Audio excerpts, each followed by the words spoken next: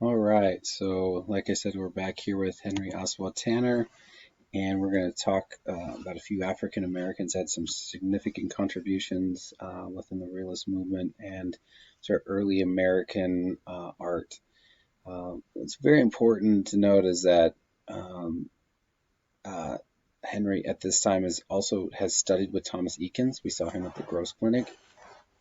So these are not just what we consider like underground or self-taught artists that they are able to sort of find institutions that accept them, train them, and they create these very significant works.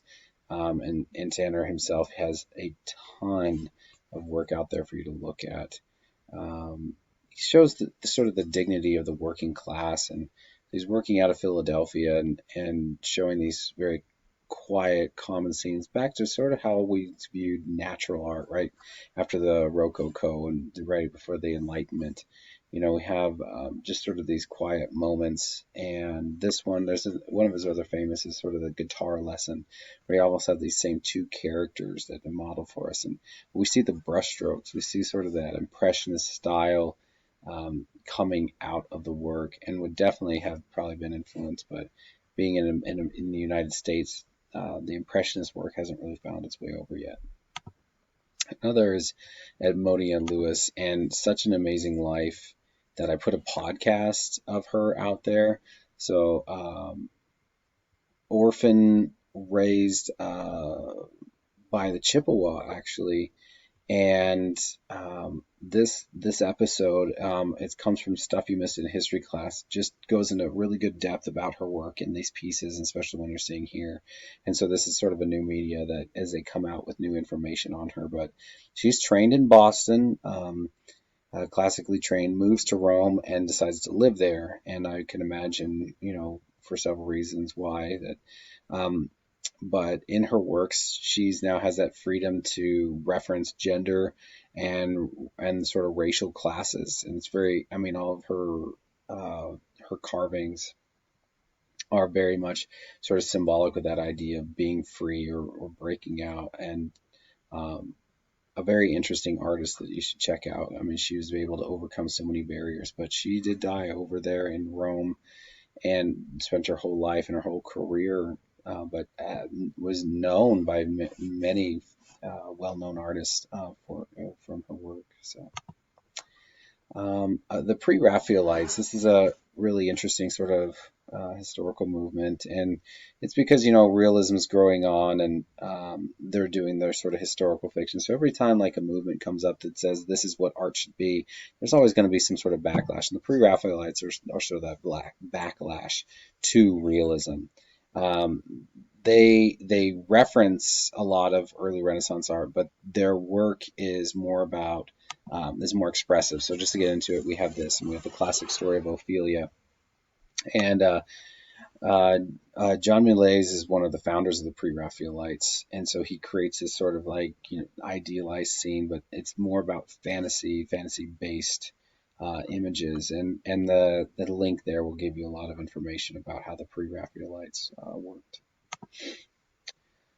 Um, we also see, coming out of this is sort of this Gothic revival in architecture, as a society and their values move, right? Just like we see with neoclassicism, like they want the Greeks again. Well, for England specifically here, we have that resurgence of the Gothic style, and so I throw this in there just to note, another sort of like movement during all this time period as we study as we're getting into the 1900s.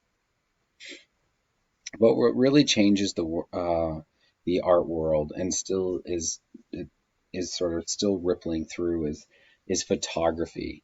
And this image here is not in your book, but this is really the true first photo. Um, and Joseph Nice here actually he's working in France and works in tandem with Daguerre, which we'll see here in a second, and sort of teaches him Daguerre a lot about how photography and stuff is gonna work. So what you're seeing here is sort of an early, like crude, probably more like a pinhole camera because we don't have lenses to focus light, we don't have the sort of the hardware. But this photo, it took 8 hours just to get to this, and we're seeing a rooftop scene. It's probably just set right in a windowsill and looking out across Paris, and seeing just some crude shapes coming about. There wasn't a lot of knowledge about the chemistry, about fixing things, so they're doing the chemical process of capturing the light on pieces of metal and even glass. And so Louis Daguerre kind of gets lucky. So he's working with Joseph Nice, and Nice actually dies. And so he was able to take all that knowledge, all that they worked together, and just sort of like make it his own. And he does make the very first camera setup and darkroom setup that we know of. Like they worked together on chemical solutions. They figured out light sensitive materials and how to receive light. And as they got better with the chemicals together, and of course these dies off, they figured out how to shorten the exposure time. So Daguerre really sort of like comes into his own, and this is given a lot as sort of like the very first photograph, as in that we have the negative and sort of that whole process, the traditional process that we know of today. This is what comes of it. But photography now sort of like changes the entire world, because if you're a painter and you've been working your whole career to sort of make something as real as possible, right? You're trying to get flesh tones and forms and all that. A camera now can do it so quickly that, you kind of say, well, what the heck? I guess I don't really need to paint the real thing anymore. I can kind of just do what I want. And so as much as photography was a hit to painters and artists, it also was probably the biggest door to sort of free them.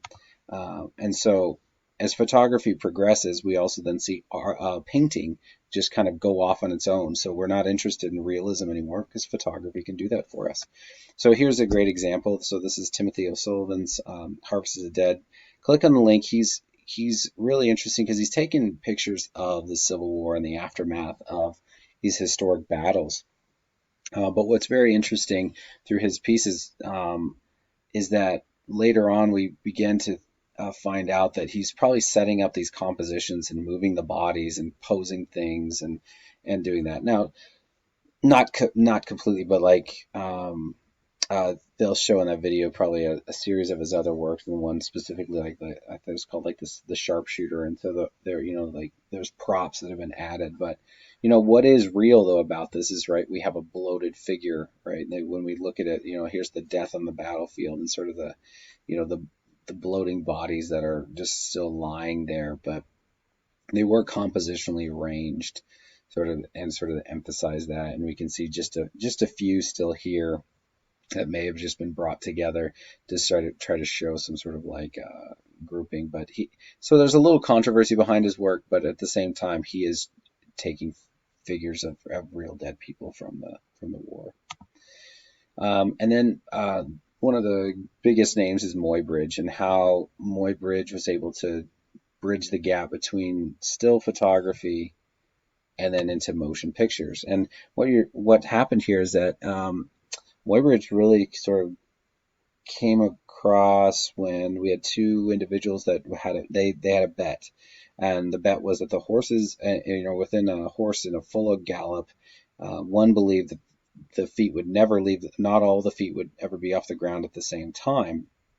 And so a friend being a photographer, Muybridge being the photographer, said, well, I'll figure this out. And he creates this, he creates several things, but this is several cameras set up along a line with trip wires. And so as the horse is running, it's tripping all these single cameras. And that's how he's getting all these still frames. But from that, we do get that first sort of like flip book or motion picture. And so this invention eventually calls the zoopraxiscope. We've probably seen these where if you put all these images into a sort of a circular band and had them kind of on a turntable, and as they moved and you looked in there, our eyes, if we focus one spot, right, would be able to see that one image and it'd show something like galloping or something. But he did several of these studies, people in motion and such, and we even see that some of his other work in that film, The Enlightenment, as well, and you can see like a man moving and women moving in space, but he was that foreground leader that inspired motion pictures. So that's where we're at on chapter 27. Please check out all the films and take the quiz at the end of this module. And if you have any questions, just email me.